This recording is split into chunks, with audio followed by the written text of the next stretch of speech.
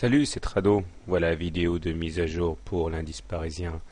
Séance de bonne facture aujourd'hui pour l'indice parisien. La volatilité qu'il y a actuellement est tout bonnement sidérante, hein, puisqu'on a des valeurs comme les bancaires qui font 10% de variation entre les plus hauts et les plus bas.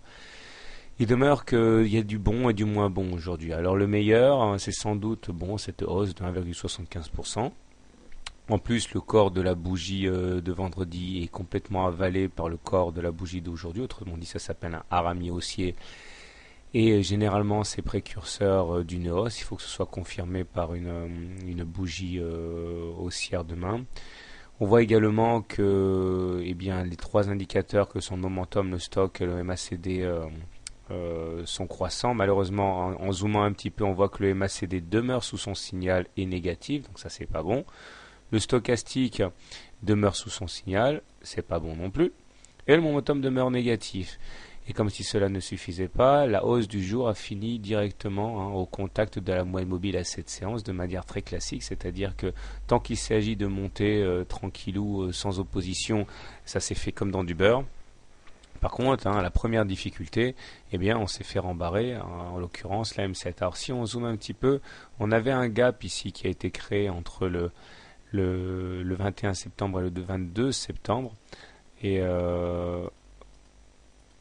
voilà, voici la hauteur du gap. Donc il fallait refermer le gap à 2932. On voit qu'on n'a toujours pas terminé de clôturer, de fermer ce gap. Il nous reste quand même quelques points, puisqu'on est allé au plus haut à 2920, et alors qu'il fallait aller jusqu'à 2928 pour fermer le gap. Donc c'est quand même la moindre des choses d'aller fermer un gap. Là, on n'a même pas réussi à le faire. Donc, vous savez, moi, je suis relativement circonspect par rapport à tout ça, hein. Donc, bon, à suivre. Mais faut pas s'emballer non plus. C'est un peu trop tôt, à mon avis, pour charger à bloc le portefeuille d'actions, parce que pour l'instant, rien n'est véritablement acquis. Mais enfin, bon, pour les plus optimistes, on se concentrera sur le fait que, voilà, on a un rami haussier par rapport à la bougie de vendredi. Alors si vous voulez acheter de l'indice parisien, je vous encourage à acheter dès maintenant, puisque finalement la bougie du jour est encourageante.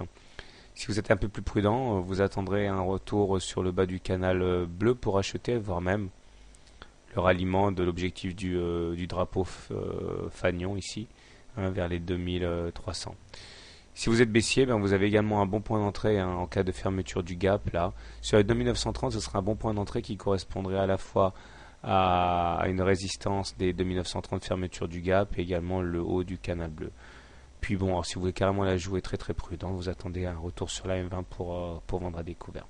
Quant à moi, tout naturellement, même si on est en train de faire un petit rebond technique, je reste plutôt favorable aux ventes à découvert qu'aux achats. Bonne soirée, bon trade, à demain. Et merci pour tous vos soutiens dans ma lutte contre la pharyngite.